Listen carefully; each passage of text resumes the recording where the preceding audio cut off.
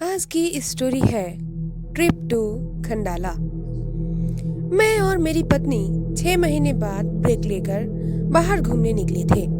हम दोनों पेशे से डॉक्टर हैं। हॉस्पिटल से छुट्टियां लिए हुए बहुत दिन हुए थे। सच में उस दिन मेरी पत्नी राधिका बहुत खुश दिख रही थी।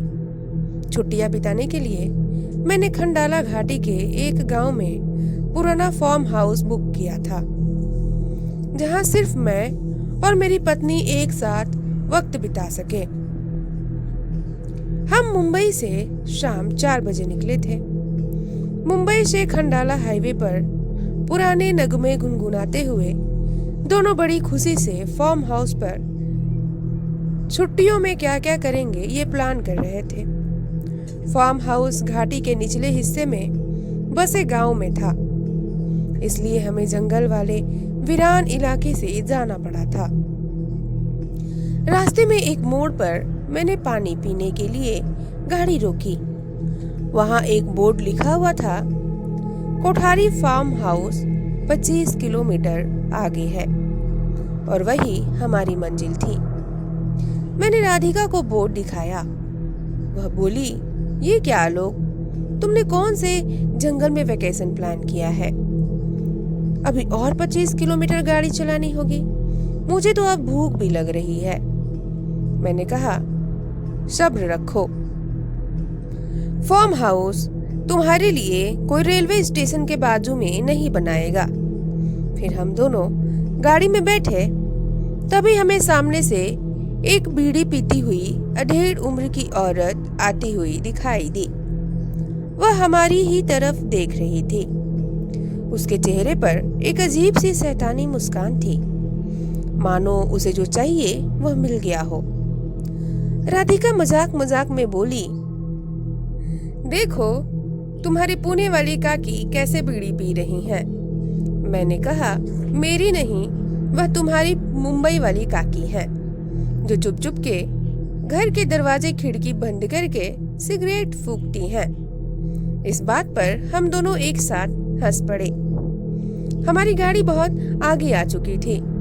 अचानक वह बीड़ी पीने वाली औरत हमें फिर से दिखी। राधिका बोली, आलोक देखो, वह बीड़ी वाली औरत इतनी जल्दी हमारे आगे कैसे पहुंच गई? उसे देखकर मुझे लगा ये कोई दूसरी औरत होगी, और मैं गाड़ी चलाता रहा। लेकिन मेरी आंखें तब फटी की फटी रह गई जब तीसरी बार हम दोनों ने उसी औरत को सामने से आते देखा। मैंने अर्जेंट ब्रेक लगाकर गाड़ी रोक दी और हम दोनों गाड़ी से बाहर निकले और देखा कि हम उसी मोड़ पर थे जहां से शुरू किया था। लगा कि हम कहीं गए ही नहीं, गाड़ी उसी मोड़ पर ही खड़ी थी। फिर जब हम उस औरत की तरफ मुड़े तो वो वहां नहीं थी, लेकिन जमीन पर आधी जलती हुई बीड़ी देखकर राधिका भूत प्रेत के डर से कांपने लगी और मुझे भी अचानक ठंड महसूस होने लगी। फिर हम दोनों जल्दी से गाड़ी में बैठे और यू टर्न मार के गाड़ी पीछे की ओर भगा लिए। पर कहते हैं ना, मुसीबत जब भी आती है जल्दी पीछा नहीं छोड़ती। मैं तेजी से गाड़ी भगाया जा रहा था। राधिका को डर के मारे पसीने छूट रहे थे। तभी अचानक हमारी गाड़ी धक्के खाकर बंद पड़ गई। मैं कार से बाहर निकला और बोनेट खोल के चेक करने लगा, लेकिन बहुत कोशिशों के बाद भी गाड़ी स्टार्ट नहीं हुई। मैंने मोबाइल से मदद बुलानी चाहिए, पर ना मेरे मोबाइल में सिग्नल था, न राधिका के मोबाइल में। मैं मदद तलाश रहा था, तब तक सूरज भी ढल चुका था। फिर वहां पे लालटेन हाथ में लिए एक बूढ़ा आदमी आया। मैंने उनसे पूछा, बाबा आपके पास मोबाइल है क्या? मुझे एक कॉल करनी है। हमारी गाड़ी भी खराब हो गई है, इसलिए हमें मदद बुलानी थी। बाबा बोले, बेटा मेरे पास तो कोई मोबाइल नहीं है, पर मेरा घर यही पास में ही है। चाहो तो तुम वहां चल के मेरे लैंडलाइन से फोन कर लो। मेरे पास भी कोई पर्याय नहीं था। फिर मैं और राधिका पैदल ही बाबा के पीछे पीछे चल दिए। झाड़ियों के टेढ़े मेढ़े रास्तों से लालटेन की टिमटिमाती रोशनी में कुछ 10 मिनट में हम उनके घर पहुंच गए। राधिका मेरे कान में धीरे से बोली, ये घर नहीं, कोई पुरानी हवेली जैसे लग रही है। मैंने कहा, तुम्हें तो पसंद है ना पुराने घर और भूतों वाली कहानियां। यह सुनते ही वो मेरी तरफ गुस्से से देखने लगी। फिर मैं चुप हो गया। बाबा ने घर का दरवाजा खोला और हम तीनों अंदर गए।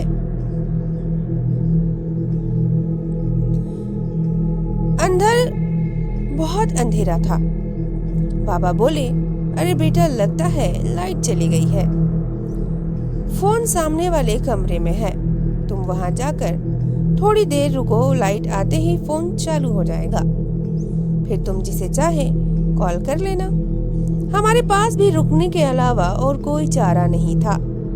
मैं और राधिका उस कमरे में चले गए और फोन के पास बैठ के लाइट आने का इंतजार करने लगे। आधा घंटा हुआ, लाइट आ नहीं रही थी। मैंने राधिका के हैंडबैग में से छोटी टॉर्च लाइट निकाली और कमरे से बाहर निकल के बाबा को ढूंढने लगा। मैंने बाबा को आवाज दी, पर उन्होंने कोई जवाब नहीं दिया।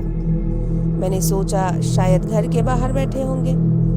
ऐसा सोच के मैं दरवाजे की तरफ बढ़ने लगा और उसी वक्त मेरी टॉर्च का फोकस दरवाजे के ऊपर टंगी एक बड़ी सी तस्वीर पर गई और उसे देखकर डर से मेरी आंखें फटी की फटी रह गई। मैंने जोर से आवाज लगाकर राधिका को बुलाया और वह तस्वीर दिखाई। उसे देख के उसकी आवाज गले में ही अटक गई।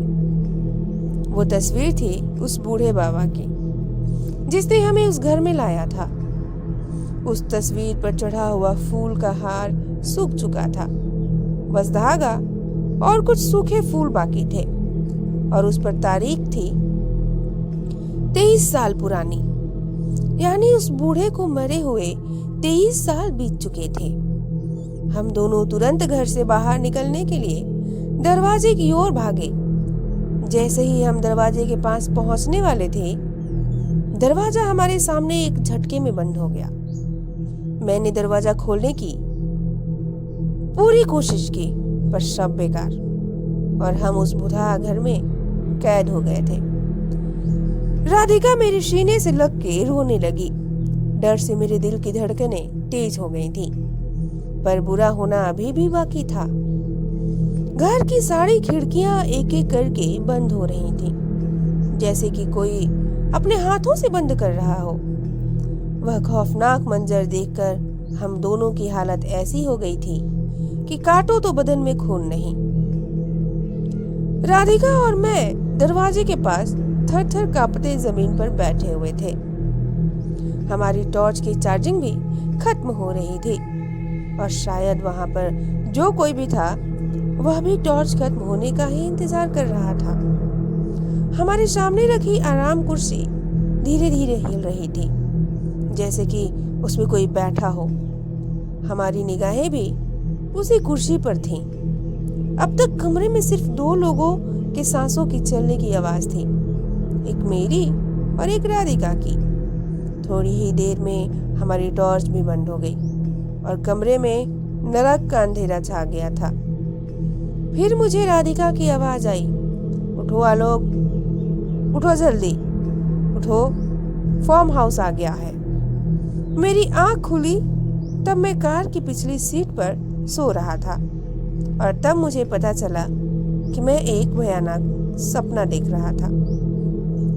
तो आप लोगों को स्टोरी कैसी लगी प्लीज कमेंट करके जरूर बताइएगा। स्टोरी पसंद आई हो तो चैनल को लाइक और सब्सक्राइब करना ना भूलिएगा। चलिए मिलती हूँ मैं आप लोगों से नेक्स्ट एक मजेदार स्टोरी के साथ। तब तक के लिए बाय बाय, टेक केयर।